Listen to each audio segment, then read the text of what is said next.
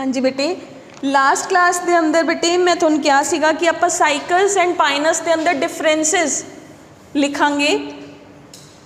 तो बेटे अज मैं तुहानू डिफरेंसिस लिखवा रही हाँ वन बाय वन।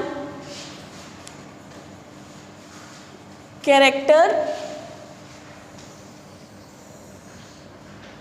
देन अपने को आऊगा इन साइकस, इंपॉर्टेंट है according to examination point of view, that is why I am emphasizing, otherwise ना लिखते तो भी कोई चक्कर नहीं सी। इन्हां चों क्वेश्चन आ जाता बेटे direct, write down the differences between cycas and Pinus. ठीक है, कित्थे पढ़े सीगे आपां ने साइकस एंड पाइनस? जिम्नोस्पर्म्स के अंदर। ठीक है, क्लियर। तो बेटे फर्स्ट है plant body, first is plant body. तो फर्स्ट है अपने को डायोशियस। डायोशियस की हुंदा है टू होम, दो अलग अलग, male female are present separately, clear, dioecious. ठीक है, and body is short. This is monoecious, monoecious, and the body of the plant is tall. ठीक है, फर्स्ट डिफरेंस। सेकेंड है बेटे रूट किवें दी है, तो पाइनस साइकस के केस के अंदर है जी रूट, ओनू आप कह दें कोरोलॉइड रूट्स ने, that is called as coralloid roots.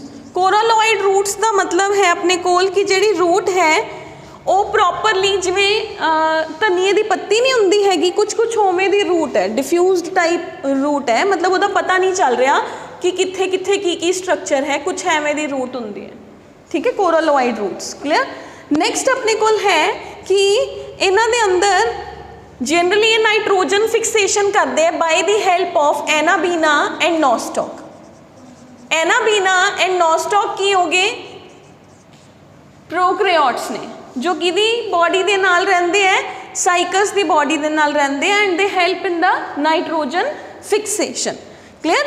इन्हां दे कोल की है? टैप रूट्स प्रेजेंट ने, they have is the tap roots with mycorrhiza. Mycorrhiza की सीगा? when fungus is associated with the roots of the higher plants, that is mycorrhiza। यानी कि इन्हां दे नाल कौन रह रहा है? फंजाई रह रही है। इन्हां दे नाल कौन रह रहे हैं? नाइट्रोजन फिक्सर्स रह रहे हैं। इत्थे नाइट्रोजन फंजाई नाइट्रोजन फिक्सेशन नहीं करती। नाइट्रोजन फिक्सेशन एक ऐसी पावर है जो सिर्फ प्रोकैरियोट्स दे कोल ही प्रेजेंट होंदी है, that is the power, supreme power, that is to the prokaryotes only. ठीक है, नेक्स्ट है बेटे थर्ड स्टेम। स्टेम किवें दी है? तो इस केस के अंदर स्टेम इज अनब्रांच्ड, मतलब वो फर्दर कोई ब्रांचिंग नहीं हैगी, एक जगह तो जिथों निकल रही है आही चीज़ है, यदि फर्दर कोई ब्रांचिंग नहीं है। पाइनस के केसेस के अंदर स्टेम है जी दैट शोज द ब्रांचिंग, तो दैट इज ब्रांच्ड। ठीक है, दैट इज ब्रांच्ड स्टेम। हुण आ जाओ बेटे लीव्स किवें दे ने? लीव्स किवें दे ने? तो लीव्स के अंदर अपने कोल है पिन्नेटली कंपाउंड। पिन्नेटली कंपाउंड का मतलब है आ पत्ता जा रहा है, ये ऊपर फर्दर एवें एवें पत्ते ग्रो हो रहे हैं। आप मॉर्फोलॉजी के अंदर स्टडी भी करांगे pinnately and palmately compound leaves. ठीक है, तो it has pinnately compound leaves, pinnately compound leaves. ठीक है, जिदे अंदर की है परसिस्टेंट लीफ बेस प्रेजेंट है। लीफ के नीचे जो बेस है वो हमेशा प्रेजेंट रहता है, persistent leaf base is there. तो जड़ियाँ अपने को आप ये कह सकते हैं कि जोड़ा टिशू, लीफ टिशू है वो वेल डेवलप्ड है, well developed leaf tissue will be there. ठीक, नैक्सट अपने को है ये अंदर दो तरह दियाँ लीव्स ने बेटे, two types of leaves are there। किहड़ियां दो तरह दियां leaves ने? one is the scale leaf and one is the needle like leaf। needle leaf तिखियां तिखियां पत्तियां होना, needle leaves। scale leaves मतलब they are not like the needles they are blunted kind of the leaves, तो वो scale leaves ने, ठीक है। ये अंदर जो टिश्यू है leaf tissue that is not well developed, ये अंदर ये कह लो कि leaf tissue is well developed, leaf tissue is developed, not well developed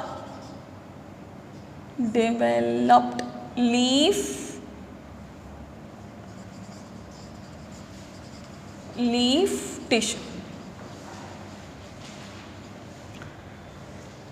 Next we have is fifth point wood. wood ਦੇ अंदर ਇਹ कह लो monoxylic, wood is monoxylic. monoxylic ਦਾ मतलब ਕੀ ਹੈ बेटे, ज़्यादा सॉफ्ट टिश्यू प्रेजेंट होना। तुसी कदे भी अपने इधर दा प्लांट कटता देखते हो, ਉਹਦੇ अंदर देखते हो ना एक डार्क सर्कल ਹੁੰਦਾ, एक लाइट सर्कल ਹੁੰਦਾ, एक डार्क सर्कल ਹੁੰਦਾ, एक लाइट सर्कल, एनुअल रिंग्स ਕਹਿੰਦੇ ਨੇ ਉਹਨਾਂ ਨੂੰ। ਉਹਦੇ ਨਾਲ ਆਪਾਂ ਪਲਾਂਟ ਦੀ ਏਜ ਨੂੰ ਪਤਾ ਲਗਾ ਸਕਦੇ ਹਾਂ, ਠੀਕ ਹੈ। ਤਾਂ ਇਹਦੇ ਅੰਦਰ ਉਹ ਜਿਹੜੀਆਂ ਐਨੂਅਲ ਰਿੰਗਸ ਹੁੰਦੀਆਂ ਨੇ ਉਹ ਪ੍ਰੈਜ਼ੈਂਟ ਹੀ ਨਹੀਂ ਹੈਗੀਆਂ, ਤਾਂ ਅੰਦਰੋਂ ਸੌਫਟ ਹੈ ਨਾ ਪਾਰਟ, ਵੁੱਡ ਪ੍ਰੋਪਰਲੀ ਬਣੀ ਨਹੀਂ ਹੈਗੀ, दैट इज मोनोजाइलिक, ठीक है। Monoxylic, no annual with no annual ring formation. इधर अपने कोल है बेटे पिकनियोजाइलिक, यानी कि इधर अपने कोल जिहड़ा जाइलम है ਉਹਦੇ अंदर चेंजेस आए एंड एनुअल रिंग्स ने ਜਿਹੜੀਆਂ ਉਹ ਬਣਨਗੀਆਂ, annual rings are present. Pycnoxylic and annual rings are present. Sixth है बेटे वैजीटेटिव प्रोपेगेशन, हुंदी है कि नहीं हुंदी, तो वैजीटेटिव प्रोपेगेशन है जिहड़ा ओह साइकस के अंदर तो प्रेजेंट है by the help of birds, by the help of birds and bulbs. Bird होंगे प्लांट के उपर ही कोई स्ट्रक्चर बनया, बल्ब होंगे जिवें तुहाडे अनियन के बल्ब्स बनते हैं एवें दा स्ट्रक्चर बनना, तो ये अंदर बर्ड्स एंड बल्ब्स बनते हैं, बर्ड्स नहीं बल्ब्स। ਇਹਦੇ अंदर नो वैजीटेटिव प्रोपेगेशन, ਇਹਦੇ अंदर ਹੁੰਦਾ ही नहीं वैजीटेटिव प्रोपेगेशन, एबसेंट लिख सकते हो, ठीक है। सैवंथ पॉइंट सेज कोन्स ने ਜਿਹੜੇ ਉਹ ਕਿਵੇਂ ਦੇ ਨੇ, कोन्स किवें दे ने, तो ਇਹਦੇ अंदर मेल कोन है ਜਿਹੜਾ, male cone is large and female cone is loosely arranged. Female cone loosely arranged है, ਇਹਦੇ अंदर है male cone small and female cone is compact, not loosely arranged. Compact का मतलब चंगी तरह पैक्ड है, लूज नहीं है, ठीक है। नेक्स्ट है eighth point microsporophyll. What is microsporophyll? Male part, microsporophyll, ठीक है, मेल स्ट्रक्चर्स। तो ये अंदर आ गया numerous on abaxial surface, numerous sporangia, numerous male structures sporangia on abaxial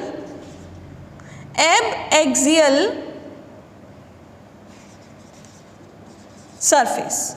leaf के अंदर ना दो सरफेसिस होंगे हैं, एक ऊपर वाला एक नीचे वाला, ऊपर वाला नीचे वाला, उन्होंने आप कहने एडेक्सियल एंड एबैक्सियल सरफेसिस, ठीक है, एडेक्सियल एंड एबैक्सियल सरफेसिस, ऊपर वाला, ठीक है।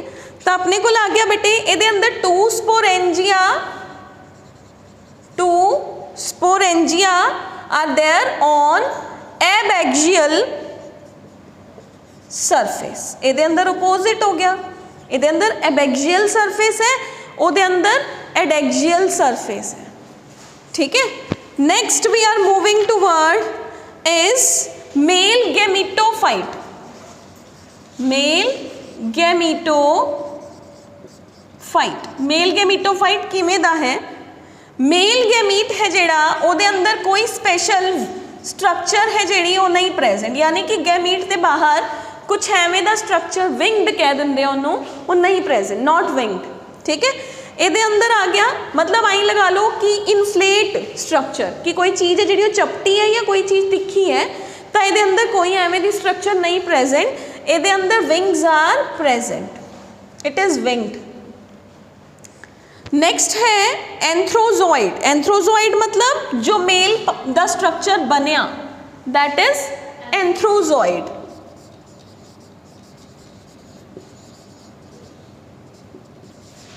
Anthrozoid is multiciliated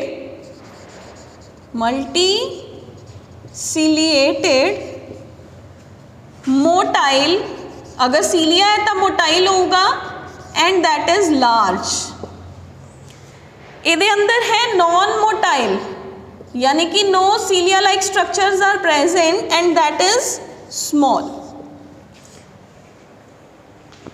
नेक्स्ट है 11th point, megasporophyll and microsporophyll. Now we will talk about the female. इथों तक लिख लिया बेटे सारिਆਂ ने?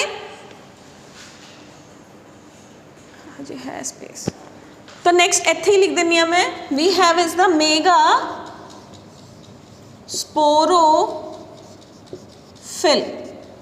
तो मेगास्पोरोफिल पहले ही कहता कि अपने कोल की है, लूजली अरेंज्ड है। Megasporophyll is loosely arranged with no cone, no true cone, no true cone, and many ovules are present per sporangium. Many ovules पर हर मेगास्पोरेंजियम के अंदर बहुत सारे ओव्यूल्स प्रेजेंट होंगे। ਇਹਦੇ अंदर की है बेटे? Elongated central axis, elongated central axis has 2 ovules पर मेगास्पोरेंजियम। हर मेगास्पोरेंजियम के अंदर 2 ओव्यूल्स प्रेजेंट होंगे। ठीक है, नेक्स्ट स्ट्रक्चर है female gametophyte. I am erasing upper 2 points, क्योंकि आई थिंक सारिया ने ऊपर वाले 2 पॉइंट्स लिख ले होंगे। Erasing first 2 points, then we will move on. Next है 12th point. 12th point says that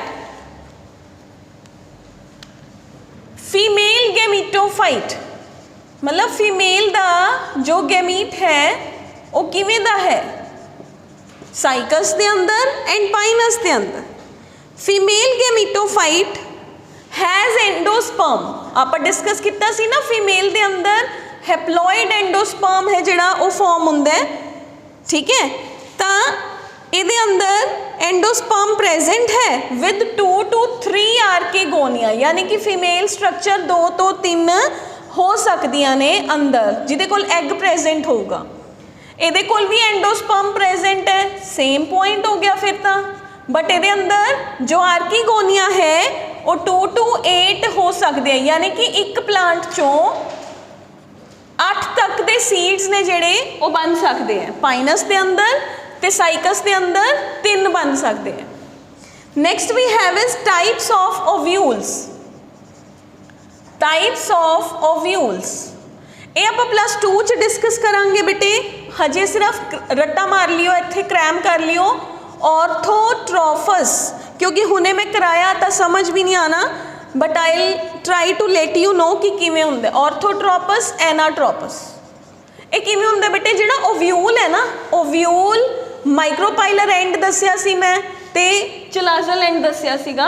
ये उन्होंने पोजीशन के अकॉर्डिंग होंगे भी वो नीचे नू फेस कर रहे हैं कि ऊपर नू फेस कर रहे हैं, उहदे बिहाफ से होंगे ऑर्थोट्रोपस एंड एनाट्रोपस। ठीक है, हजे इन्ना याद रखो। +2 च आपां इहदा 6 स्ट्रक्चर्स डिस्कस करांगे कि एंजियोस्पर्म्स के अंदर 6 types of the ovules are there. ठीक है, तो इन्हां दे अंदर की है? Orthotropous and anatropous.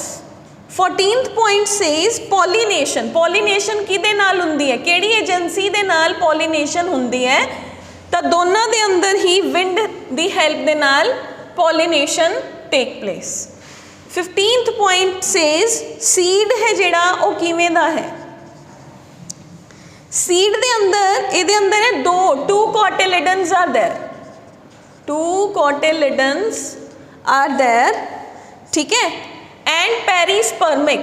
Perispermic मतलब अंदर soft tissues are present. perisperm ਇਹਦੇ ਅੰਦਰ ਕੀ ਹੈ, many cotyledonous, it is ਬਹੁਤ ਸਾਰੀਆਂ cotyledons ਨੇ ਜਿਹੜੀਆਂ ਉਹ present ਨੇ, it is many cotyledonous and not perispermic, ठीक है, not perispermic. 15 points are there, ठीक है.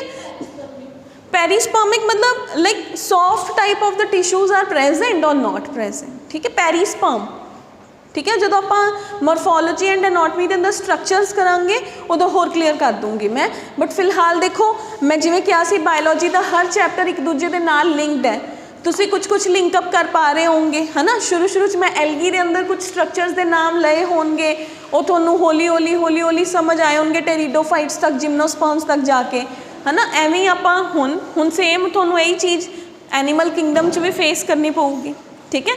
तो आ बेटे प्रॉपर डिफरेंसिस ने बिटवीन साइकस एंड पाइनस.